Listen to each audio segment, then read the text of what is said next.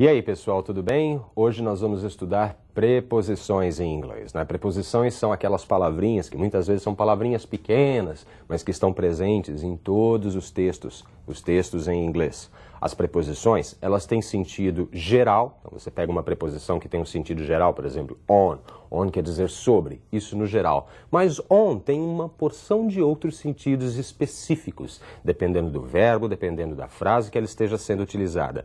Então nós temos que aprender também alguns destes sentidos específicos. E a partir desses sentidos específicos nós conseguimos abstrair uma quantidade maior de sentidos. Tudo isso para que vocês consigam entender melhor os textos, tá ok? É importante nós olharmos sempre o texto. Essa preposição no texto quer dizer o quê? Porque separada ela está lá no dicionário, bonitinho, quer dizer um monte de coisa. Você abre um dicionário com uma preposição simples, como por exemplo on.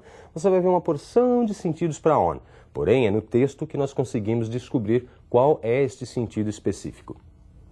Então eu preparei para vocês alguns exemplos com algumas preposições. A primeira preposição que nós vamos estudar é a preposição in.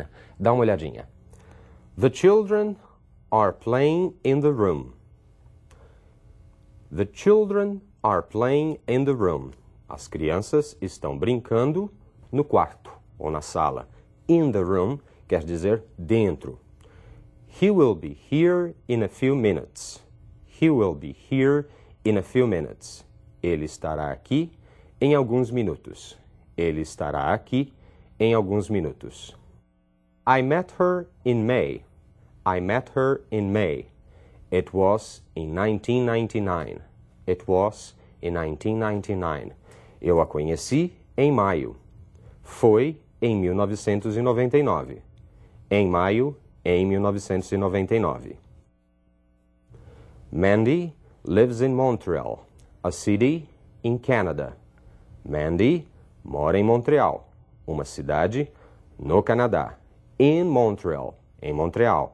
In Canada, no Canadá.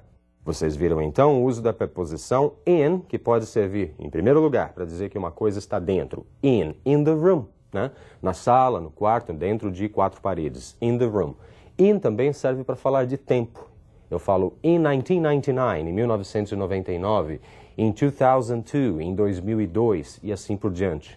Eu posso usar na frente de meses. In January, in February, in May e assim por diante. Então, in eu posso usar para locais e eu posso usar também para tempo. E é sempre uma ideia de que não está muito precisa, né? É um período grande de tempo. In 1999, qualquer dia de 1999. In May, em maio, em qualquer dia de maio. Então, você tem o uso de in, contido, dentro, mas não muito específico.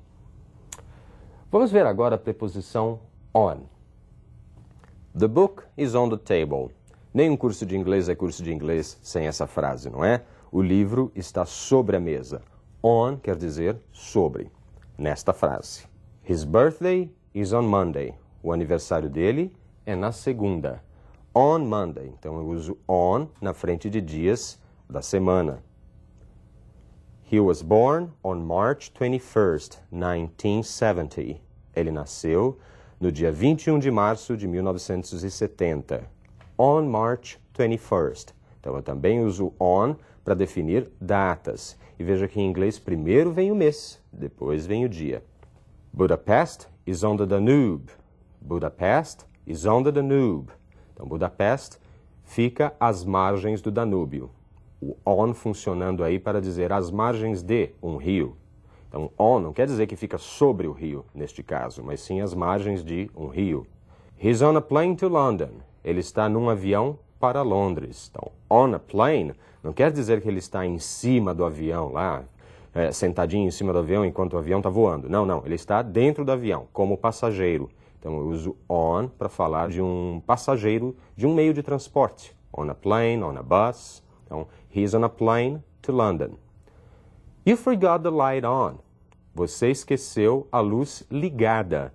You forgot the light on. Você esqueceu a luz ligada. On, funcionando aí como ligado. É aquele botãozinho que você aperta nos painéis eletrônicos das máquinas, dos aparelhos eletrônicos, né? On, quer dizer também ligado. Perceberam aí o uso da preposição on? Então, on, além de querer dizer sobre, ele serve também para datas, né? Uma preposição mais específica que o in. In é para períodos grandes de tempo, on para datas. E tem alguns usos específicos, na margem de um rio, ou então como meio de transporte, na base ou na plane, e ou então o on, ligado. Perfeito? Vamos ver uma outra preposição, a preposição at. I'll see you tomorrow at 5 p.m. Te vejo amanhã às 5 da tarde. At, para as horas, não é isso? They live at 143 Johnson Street. Então, eles moram na Johnson Street, na Rua Johnson, número 143.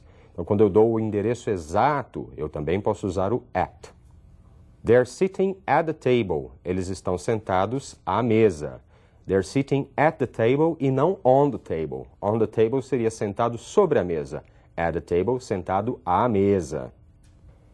E vocês já devem ter visto também endereços eletrônicos. Olha aí, john.smith@provider.com. Então, john.smith, arroba. Esse arroba em inglês, eu digo at, quer dizer localizado num determinado provedor. Por isso que eu uso at em inglês. Então, John Smith, num determinado provedor, @provedor.com. Vocês viram aí, então, esse último exemplo, né? O arroba at, perfeito?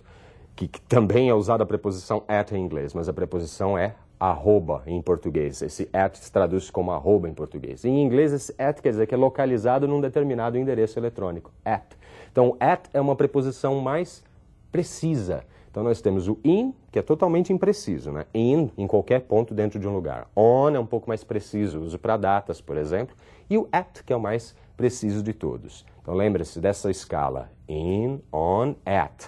Tá, ok? É menos preciso, mais ou menos preciso e mais preciso. Perfeito. Vamos ver mais uma preposição? É o by. The telephone was invented by Graham Bell. O telefone foi inventado por Graham Bell. We traveled to Argentina by bus. Nós viajamos para a Argentina de ônibus. They will be back by August. Eles voltarão em agosto. O by, então, funciona como uma preposição para indicar a autoria. By Graham Bell, por Graham Bell.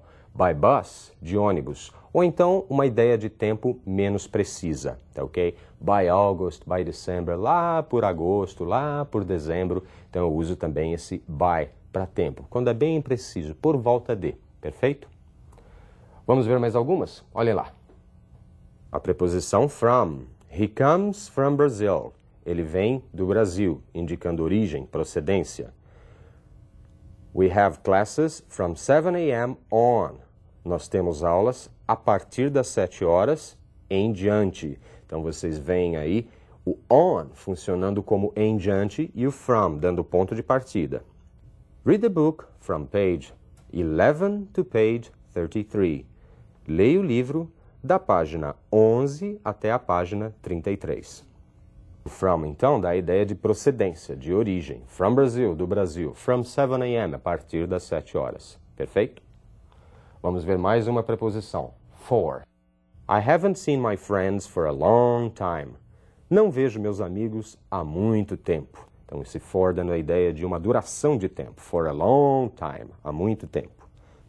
Could you do it for me, please? Você poderia fazer isso por mim, por favor? Por mim, para mim. We went to the supermarket for some milk.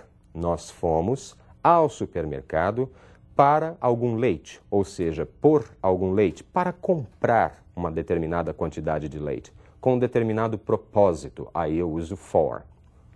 Então, o for tem essa ideia de um determinado tempo, for a long time, né, por um determinado tempo, for a few days, por alguns dias.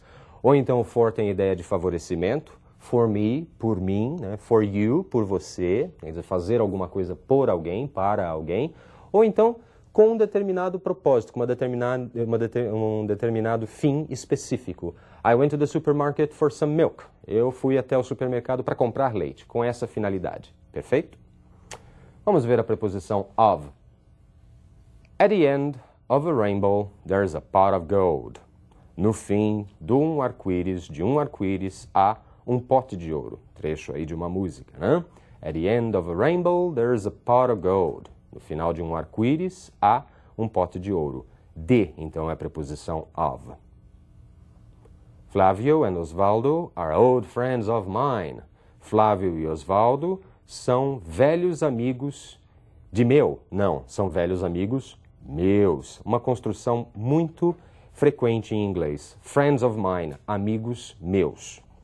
Então, esse of quer dizer de. Of gold, de ouro. Of a rainbow, de um arco-íris. Ou então, o of tem essa construção muito particular. Of mine, meu, of yours, seu. Tá ok? Vamos ver mais uma preposição? Olhem lá. The radio is off. O rádio está desligado. Esse off é diferente do outro. Esse tem 2 Fs e quer dizer aí, no caso, desligado. She fell off a horse. She fell off a horse, ela caiu do cavalo. She fell off a horse, dando a ideia de desconexão. Então, vocês perceberam que tem off com 2 Fs e of com um F só. Os dois querem dizer de, mas o off com 2 Fs dá a ideia de desconexão. Tem uma preposição também muito usada em inglês, que é o to. Olhem uns exemplos do to. He's going to Italy next week. Ele vai à Itália na semana que vem. He's going to Italy. Aí a ideia de movimento. This is the key to the door. Essa é a chave da porta. This is the key to the door. A chave da porta. Diferente do for, não é isso? Diferente do for, o to quer dizer para, mas ele tem a ideia de movimento, enquanto o for tem a ideia de favorecimento. Será que acabaram as preposições? Ainda não. Vamos ver mais algumas. Olhem lá. Go up the street and turn right. Go up, suba, suba esta rua e vire à direita. The cars are going down the road.